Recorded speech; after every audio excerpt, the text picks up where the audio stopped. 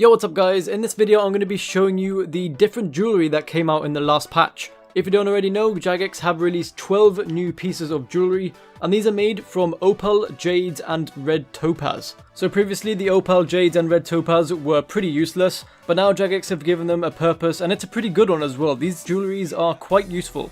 However, before I explain what each of them do, let me just show you quickly how to make them. In order to make them from scratch, you need crafting levels up to level 45 and magic levels up to level 49 if you want to make all of them. You can make opals and jade before level 49, but to make red topaz as well, you need to have 49 magic and 45 crafting. Once you have those, just get some gems of whatever you're going to make, and you're also going to need some steel bars in your inventory as well. For each piece of jewellery, you only need one steel bar and one cut gem, and then all you have to do is go to a furnace and make that piece of jewellery. Now there are 4 different pieces of jewellery for each gem. There's the ring, the bracelet, the necklace and the amulet. It's up to you on whatever one that you want to make. Obviously I'm going to be showing you what each one does later on, so you can just make your judgment based off of that. Also, these jewelleries are going for pretty cheap in the Grand Exchange. I mean, you don't have to make them yourself. The majority of these jewelleries from what I've seen have been under 10k each, so I'm pretty sure in the future that they're going to stay around this price and they're not going to be too expensive.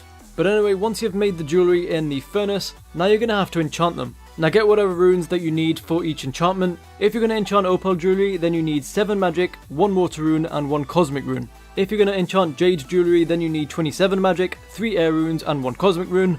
And finally, if you're going to enchant red topaz, then you need 49 magic, 5 fire runes and 1 cosmic rune.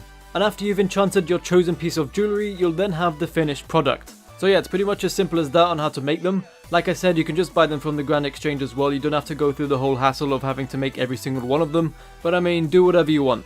Alright, so before I start explaining what each of these do, I'm just going to say that all of them have charges on them. And when all the charges run out for that particular piece of jewellery, the jewellery will crumble to dust and it will disappear. So yeah, there's no way of recharging them. I'm pretty sure there's none. They will just crumble to dust whenever you're finished with them. Also, every piece of jewellery has a different amount of charges, so I'll just tell you what the charges are whenever we get to them.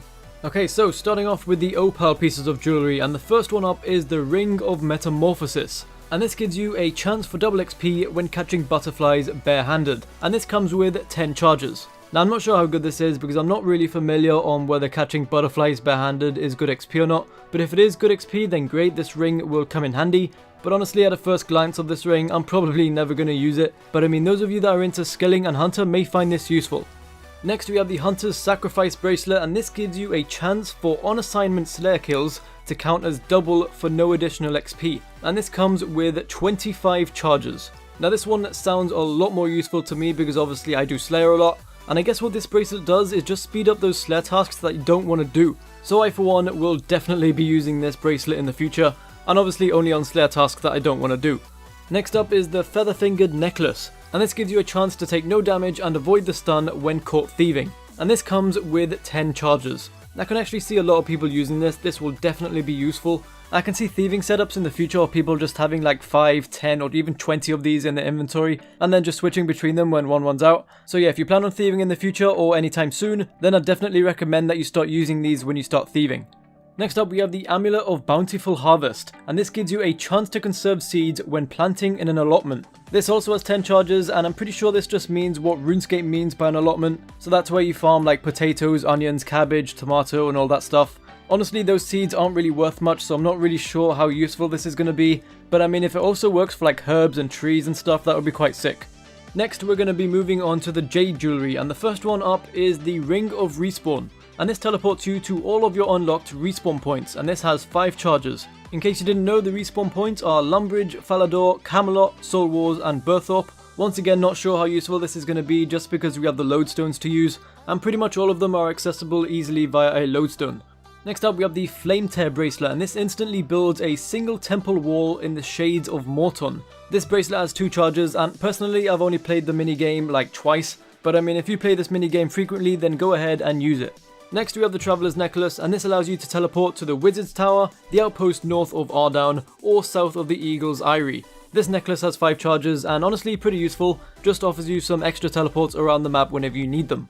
The Botanist's Amulet is the next one, and this gives you a chance to create higher dosage potions. Now this one has 5 charges, and honestly this is pretty damn useful. I'm not sure what the chance is because it's not really stated, but I mean whatever it is, if you're making something like overloads then there's no point in not using this. I'm assuming what this amulet does is just make 4 doses instead of 3 doses, and obviously it's not every time, it's only sometimes, but getting those extra overload doses will definitely be worth it.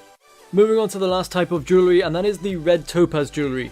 First up we have the Columbarium ring, and this gives you an increased chance to receive the Sum Spear effect when killing Firewatch. Now a charge of this will always be expended per kill whether or not the effect occurs, and this has 50 charges.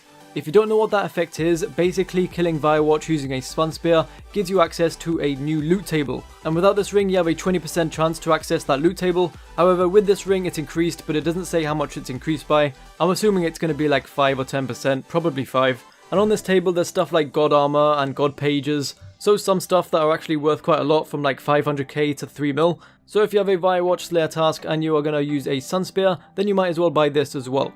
Next is the Hunter's Thrill Bracelet, and this gives you a chance for Slayer kills to not reduce the assignment count, but you'll still get XP, and this has 25 charges. This is similar to the Headhunter's Sacrifice that we saw earlier, but this one is better. At least it's going to be one that more people are going to use, because there are Slayer tasks out there that are just really good, and people are obviously going to want to extend them as much as you can, and this is just going to help do exactly that. I know I'm definitely going to be using it on stuff like Rune Dragons. Those 2 new pieces of jewellery are definitely going to be the ones that I'm going to be using the most. The price of them may actually increase this weekend since it is the Bossing and Slayer weekend, so if you want to potentially make some money, then make some of these.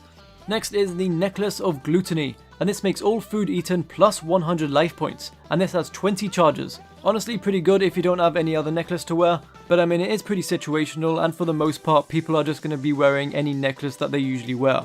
Finally, we have the Enlightened Amulet, and this gives you teleports to the Nexus, the Desert Bandit Camp, and south of the Graveyard of Shadows in the Wilderness, and this has a total of 5 charges. Once again, just like the other teleport jewellery that I mentioned before, this just gives you some more useful teleports around the map.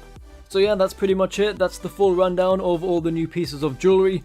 Let me know what you guys think about this update. I personally think it's very good. It gives those extra gems a purpose, and also tell me which ones that you think that you're going to be using in the future. But anyway guys, that is it from me. Thank you for watching, subscribe if you're new, and peace.